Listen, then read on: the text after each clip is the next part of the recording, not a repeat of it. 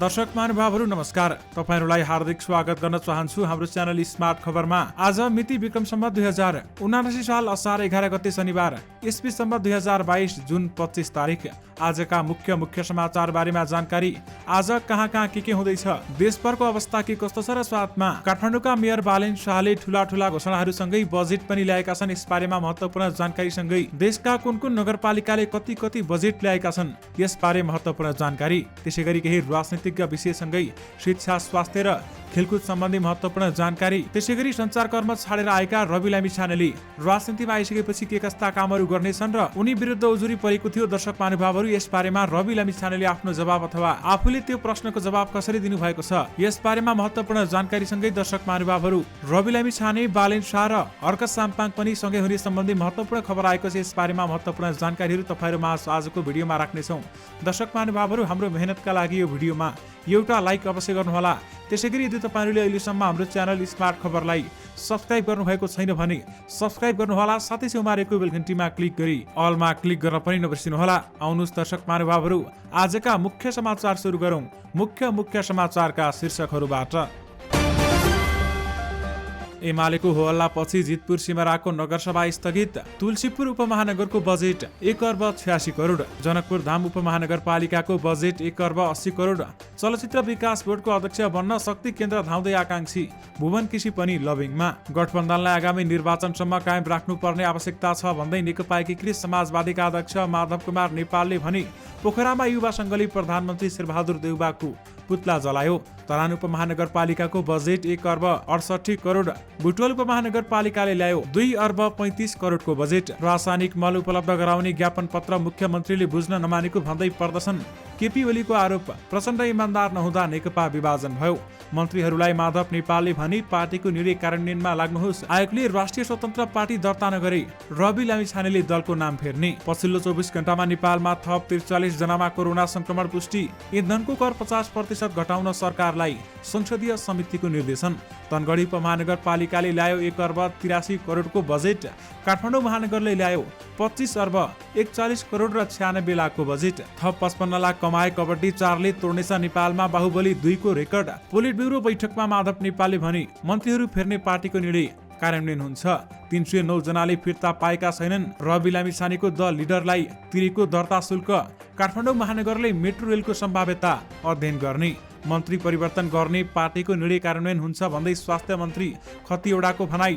मौका पाए फेरि प्रधानमन्त्री भएर काम गर्न मन छ भन्दै नेकपा माओवादी केन्द्रका अध्यक्ष प्रचण्डले भने। भरतपुर महानगरको बजेट 5 अर्ब 74 करोड। शहरी विकास मन्त्री रामकुमारी झाँक्रीले भनिन् मन्त्री परिवर्तन भए शून्यबाट नीति निर्माण गर्नुपर्छ। अर्क साम्पाङ आएपछि घट्यो धरानको बजेट। पेट्रोलियम कर 50% घटाउन निर्देशन। पार्टीको निर्णय प्रधानमन्त्रीले नमाने परिणाम राम्रो हुँदैन भन्दै जलनाथ खनालको भनाई। मन्त्री पद छोड्न लेखिरै दिएको छु भन्दै स्वास्थ्य मन्त्री खतिवडाले भने। बालेन र हर्क साम्पाङलाई हाम्रो पार्टीमा ल्याउन प्रयासरत छौं भन्दै रवि लामिछानेको भनाई। रवि लामिछाने, बालेन शाह र हर्क साम्पाङ के एकै ठाउँमा आउलान् त, यसबारे महत्त्वपूर्ण जानकारी। अब सुन्नुहोस् पुरा समाचार। धरान उपमहानगरपालिकाले आगामी आर्थिक वर्ष 2079-80 का लागि 1 अर्ब 68 करोड 58 लाख 23 हजारको अनुमानित बजेट पेश गरेको छ। चालु आर्थिक वर्षका लागि उपमहानगरपालिकाले 2 अर्ब 3 करोड 64 लाख आय व्ययको अनुमान गरेको थियो भने यथार्थ खर्च भने 1 अर्ब 8 करोड 89 लाख 33 हजार भएको छ र आय भने 1 अर्ब 56 करोड 66 लाख 95 हजार भएको जनाइएको छ। आगामी आर्थिक वर्षका लागि धरानमा बजेट घटाएर चालुतर्फ 3 करोड 37 लाख 73 हजार 442 अर्थात् 49.86%, पुँजीगत तर्फ रु 81 करोड 95 लाख 50 हजार 505 अर्थात् 48.31% र वित्तीय व्यवस्था तर्फ रु 3 करोड 25 लाख अथवा 1.93% बजेट विनियोजन गरिएको छ। र दर्शक महानुभावहरू, अर्क साम्पाङ आएपछि धरानको बजेट पनि घटेको छ। पहिले यो भन्दा धेरै बजेट ल्याएको थियो र अहिले अर्क साम्पाङ आएपछि बजेटलाई घटाइएको छ। नेकपा एकीकृत समाजवादीका अध्यक्ष माधव कुमार नेपालले पार्टीको निर्णय कार्यान्वयन गर्न मन्त्रीहरूलाई निर्देशन दिएका छन्। शुक्रबार बसेको पार्टीको पोलिट ब्युरोको बैठकमा बोल्दै अध्यक्ष नेपालले बहालवाला मन्त्रीहरूलाई फिर्ता बोलाउन पार्टीले गरेको निर्णय कार्यान्वयन गर्न मन्त्रीहरूलाई भनेका छन्। उनीहरूले शनिबारसम्ममा मन्त्रीहरू हेरफेर भइसक्ने पनि बताएका छन् र बैठकपछि सञ्चारकर्मीहरूसँग कुराकानी गर्दै पार्टीका प्रवक्ता जगन्नाथ खतिवडाले अध्यक्ष नेपालले पार्टीको निर्णय परिवर्तन नहुने समेत जानकारी गराउनु भएको छ। नेकपा माओवादी केन्द्रका अध्यक्ष पुष्पकमल दाहाल प्रचण्डले मौका मिल्यो भने फेरि प्रधानमन्त्री बनेर काम गर्ने चाहना भएको बताएका छन्। आज नेपाल पर्वतारोहण सङ्घले गरेको कार्यक्रममा बोल्दै प्रचण्डले पहिलो पटक प्रधानमन्त्री हुँदा झिलिमिली झैं बितेको बताए पनि दोस्रो पटक प्रधानमन्त्री बन्दा केही सुधारका काम गरेको बताएका छन्। पहिलोचोटि प्रधानमन्त्री हुँदा झिलिमिलीमै गयो, सपना हो कि विपना हो भनेर विचार गर्दा गर्दै 9 महिना बितिहाल्यो। उनले भने दोस्रो पटक प्रधानमन्त्री हुँदा धेरै सुधार गरेको हो, त्यसमा गर्व छ। उनले तेस्रो पटक प्रधानमन्त्री हुने मौका मिले देशमा रहेका विसङ्गतिमाथि प्रहार गर्दै राम्रा काम गर्ने बताउनु भएको छ। देशभरिबाट अडिसन गरी नेता छान्ने भनिएको टेलिभिजन कार्यक्रम द लिडरका लागि रजिस्ट्रेसन शुल्क 1000 रुपियाँ तिरेको 309 जनाले अझै पैसा फिर्ता नपाएको देखिएको छ। शुक्रबार पत्रकार सम्मेलन गरी राष्ट्रिय स्वतन्त्र पार्टीका सभापति रवि लामिछानेले रजिस्ट्रेसन गरेका आकांक्षीको पैसा फिर्ता दिनु आफ्नो नैतिक दायित्व भएको बताएका छन्। आफू उक्त कार्यक्रमको सञ्चालक मात्रै भए पनि मानिसहरूले आफूलाई हेरेर रजिस्ट्रेसन गरेकाले सबैको पैसा फिर्ता गर्न आफूले पहल गर्ने लामिछानेको भनाइरहेको छ। यसअघि पनि धेरै पटक इच्छुकले पैसा फिर्ता लैजान सार्वजनिक रूपमा भनेको भए पनि सबैसम्म सूचना पुर्याउन नसकिएकाले केहीले अझै पैसा फिर्ता नपाएको उहाँले बताउनु भएको छ। काठमाडौँ महानगरपालिकाले आगामी आर्थिक वर्ष 2079-80 को लागि 25,41,96,96,96,000 बजेट ल्याएको छ। नगरसभामा उपमेयर सुनिता डङ्गोलले महानगरपालिकाको सञ्चित कोषमा जम्मा हुने बजेट 22,36,95,49,49,000 कायम भएको जानकारी दिएकी छन् भने सामाजिक सुरक्षा भत्ता लगायत नेपाल सरकार, प्रदेश सरकार र जग्गा एकीकरण आयोजकहरूबाट हुने आम्दानी सहित स्थानीय सञ्चित कोष बाहेकको बजेटमा समावेश हुने रकम कुल 3,05,47,000 रुपैयाँ रहेको छ। स्थानीय सञ्चित कोषबाट खर्च हुने रकम मध्ये आर्थिक विकास क्षेत्र अन्तर्गतका कार्यक्रमहरूका लागि 50,21,24,000 अर्थात् 2.24% विनियोजन भएको छ। कार्यालय सञ्चालन तथा प्रशासनिक क्षेत्रको लागि 4,68,98,60,000 विनियोजन गरिएको छ भने जुन कुल बजेटको 20.96% रहेको छ। दर्शक महानुभावहरू, काठमाडौँ महानगरपालिकाका मेयर बालेन शाहले राम्रो बजेट ल्याउनु भएको छ र यसमा राम्रो बजेटमा के कुराहरू परेका छन् यसबारेमा पनि प्रष्ट रूपमा भनिएको छ। काठमाडौँका मेयर बालेन शाहले एकपछि अर्को ठूला कामहरू गर्दै गइरहेका छन्। यसबारेमा तपाईहरुलाई के लाग्छ हामीलाई यो भिडियोको कमेन्ट बक्समा आफ्नो धारणा व्यक्त गर्न पनि नबिर्सनुहोला। राष्ट्रिय स्वतन्त्र पार्टीका सभापति रवि लामिछानेले नामकै कारण निर्वाचन आयोगले दल दर्ता नगरी नाम फेर्ने बताएका छन्। काठमाडौँमा पत्रकार सम्मेलन गरेर उनले भनेका छन्, हामीलाई विश्वास छ निर्वाचन आयोगले मान्यता दिनुपर्छ, दिएन भने अर्को तयारी छ। पत्रकार सम्मेलनमा प्रवक्ता मुकुल ढकालले दल दर्ता ऐन अनुसार आफूहरूको दल दर्ता हुने र नाम परिवर्तन गर्नु परेमा पनि फेरि घोषणा सभा नहुने स्पष्ट पारेका छन्। दलको नाम राष्ट्रिय स्वतन्त्र पार्टी राख्दा स्वतन्त्र उम्मेद्वार बन्नेहरूप्रति अन्यल हुने भन्दै निर्वाचन आयोगमा उजुरी समेत परेको छ। नेकपा एमालेका अध्यक्ष केपी शर्मा ओलीले प्रचण्ड इमान्दार नभएकाले नेकपा एमाले विभाजन भएको आरोप लगाएका छन्। अध्यक्ष ओलीले प्रचण्डसँग पार्टी एकता नै गरिएको तर इमान्दारिताका साथ काम नगर्दा पार्टीले विभाजन बेहोर्नु परेको समेत बताएका हुन्। शुक्रबार च्यासल स्थित पार्टी केन्द्रीय कार्यालयमा आयोजित एक कार्यक्रममा बोल्दै उनले बडो दुःखका साथ सफलता हात पारेको पार्टीलाई प्रचण्डले प्रतिक्रियावादी सामु अर्पण गर्दा आफूलाई दुखित बनाएको गुनासो पनि गरेका छन्। राष्ट्रिय स्वतन्त्र पार्टीका सभापति रवि लामिछाने काठमाडौँ महानगरपालिकाका मेयर बालेन शाह र धरान उपमहानगरपालिकाका मेयर हर्क साम्पाङलाई आफ्नो पार्टीमा ल्याउन प्रयास गर्ने बताएका छन्। शुक्रबार रिपोर्टर्स क्लबमा पत्रकार सम्मेलन गर्दै उनले भनेका छन्, बालेन शाहजी र हर्क साम्पाङजी जस्ता मान्छेहरूको साथ हामीलाई मात्र होइन अन्य दललाई पनि आवश्यक छ, तर हामीले प्रयास गर्छौं उनीहरू मेयरमा निर्वाचित भइसकेपछि एउटै पार्टीमा बसेर काम गर्ने विषयमा कुराकानी नभएको लामिछानेको भनाइरहेको छ। हामीले पार्टी खोल्दा बालेन शाह र हर्क साम्पाङ निर्वाचित भइसक्नु भएको थियो। उनी भन्छन्, उहाँहरू निर्वाचित भइसकेपछि हामी स्वागत गर्न तयार छौं, तर उहाँहरूसँग कुरा भएकै छैन, उहाँहरूले काम गरिराख्नु भएको छ। यस्तै बालेन र हर्क साम्पाङलाई असफल हुने सुविधा नभएको भन्दै उनीहरूलाई काम गर्न दिनुपर्ने लामिछानेले बताएका छन् र उनले भनेका छन्, उहाँहरूलाई काम गर्न दिनुपर्छ, काम गरेर देखाउनु पनि छ, उहाँहरूलाई फेल हुने सुविधा पनि छैन। राजनीतिबाट आएका मान्छेबाट मात्र राजनीति सफल हुन्छ भन्ने भाष्य परिवर्तन गर्नका लागि पनि उनीहरू सफल हुनुपर्ने उनले बताएका छन् र लामिछानेले भनेका छन्, उहाँहरूको सफलताले त्यसलाई परिभाषित गर्छ, प्रमाणित गर्छ। हामीले उहाँहरूलाई सफल कार्यकालको शुभकामना दिने हो र राष्ट्रिय स्वतन्त्र पार्टीमा आए पनि नआए पनि उनीहरूलाई सल्लाह र सुझाव आवश्यक भए आफूहरू 24 घण्टा तयार हुने बताएका छन् र उनले भनेका छन्, हाम्रो पार्टीमा ल्याउन नल्याउने भन्दा पनि उहाँहरूको कार्यकालको सफलता हाम्रा लागि प्राथमिकताको कुरा हो भन्दै रवि लामिछानेले बताउनु भएको छ। नेकपा एकीकृत समाजवादीका सम्मानित नेता झलनाथ खनालले पार्टीले गरेको निर्णय प्रधानमन्त्रीले कार्यान्वयन नगरे त्यसको परिणाम राम्रो नहुने बताएका छन्। पोलिट ब्युरो बैठकपछि सञ्चारकर्मीसँग कुरा गर्दै पार्टीको निर्णय प्रधानमन्त्रीले कार्यान्वयन गरेर मन्त्री हेरफेर गर्नुपर्ने बताएका छन्। मन्त्री फेर्ने विषयमा पार्टी सचिवालयले निर्णय गरिसकेको छ, त्यसलाई पार्टी स्थायी कमिटीले अनुमोदन गरिसक्यो। आज पोलिट ब्युरो त्यस विषयमा केही गरेन, केन्द्रीय कमिटीले अनुमोदन गर्दैछ भन्दै खनालले भने पार्टीको निर्णय नमान्ने नेता कार्यकर्ता वा मन्त्री कोही हुन सक्दैन, त्यसका विरुद्ध पार्टीले आवश्यक कदम चाल्छ, कारबाही गर्छ। तर अहिलेको मन्त्री हेरफेर गर्ने परिस्थिति पार्टीका लागि चुनौतीपूर्ण बन्न पुगेको समेत खनालले बताउनु भएको छ।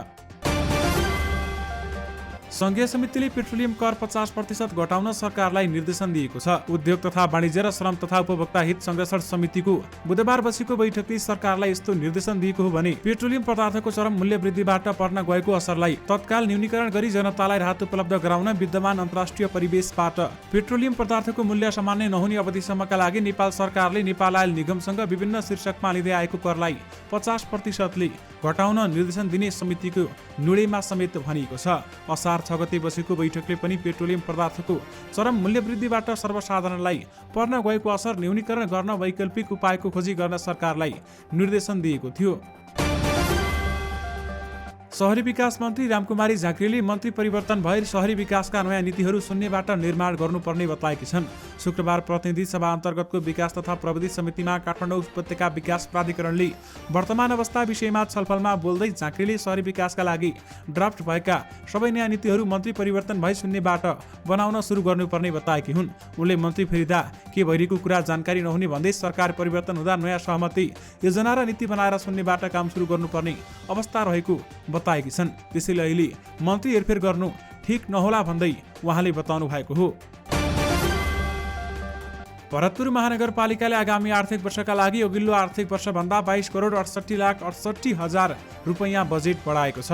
महानगरपालिकाले आगामी आर्थिक वर्षका लागि 5,74,42,56,000 को बजेट सार्वजनिक गरेको छ भने चालु आर्थिक वर्षका लागि पूरक समेत गरी 5,51,73,88,000 रुपैयाँ विनियोजन गरिएको थियो। महानगरपालिकाले आन्तरिक आय, अन्तर सरकारी वित्तीय हस्तान्तरण, केन्द्र तथा प्रदेश सरकारको राजस्व बाँडफाँड, जनसहभागिता लगायतका शीर्षकमा बजेट बढाएको छ। यसपटक आन्तरिक आय 30 करोड रुपियाँ वृद्धि गर्ने लक्ष्यसहित महानगरपालिकाले लिएको छ।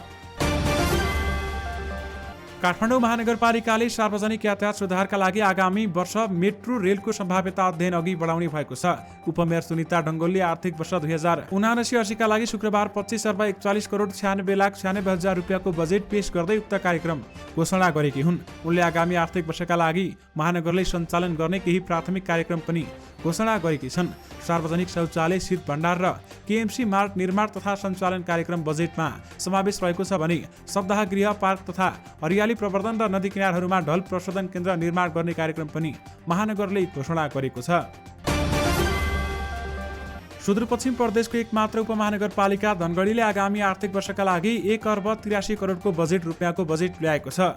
शुक्रबार बसेको नगरसभाको बैठकमा नगर उपप्रमुख गन्धकला राणाले आगामी आर्थिक वर्षका लागि 1,83 करोड 89,24,000 बराबरको बजेट प्रस्तुत गरेकी हुन्। चालुतर्फ 1,03 करोड 19,70,000 र पुँजीगततर्फ 80 करोड 79,54,000 बजेट विनियोजन गरिएको समेत राणाले बताउनु भएको छ।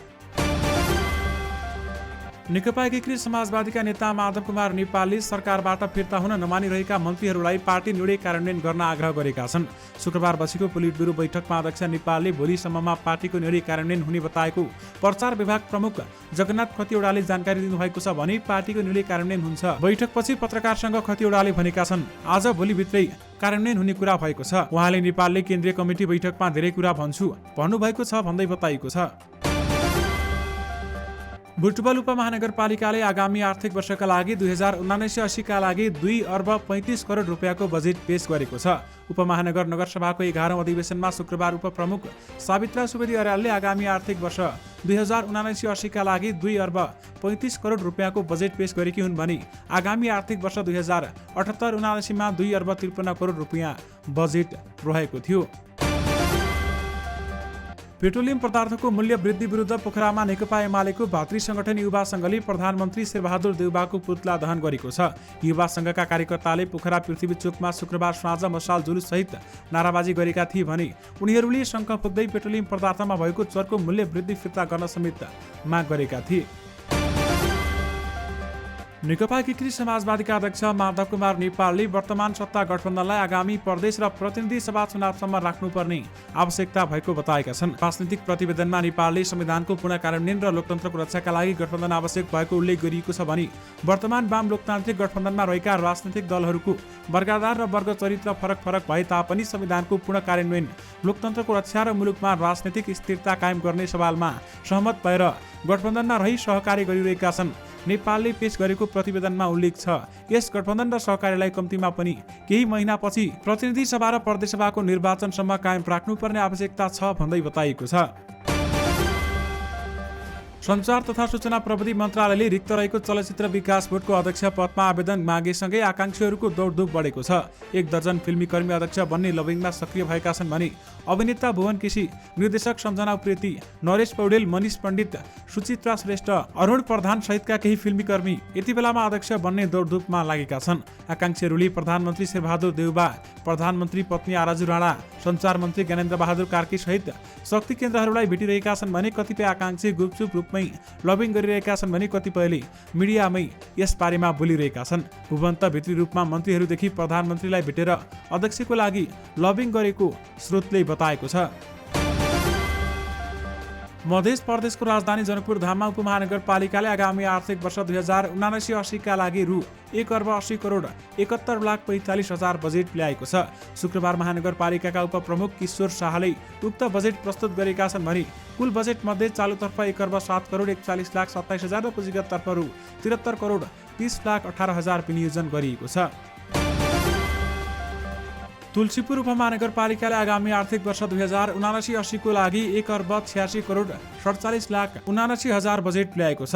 तुलसीपुर उपमहानगरपालिकाको 11औं नगरसभाबाट उपमेयर श्यानी चौधरीले चालुतर्फ 47,72,77,000 अर्थात् 25.59% र पुँजीतर्फ 1,37,97,79,000 अर्थात् 73.79% बजेट प्रस्तुत गरेकी हुन्। नेकपा एमालेबाट निर्वाचित जनप्रतिनिधि सहभागी नभएपछि बाराको जितपुर सिमरा उपमहानगरपालिकाको नगरसभा स्थगित भएको छ।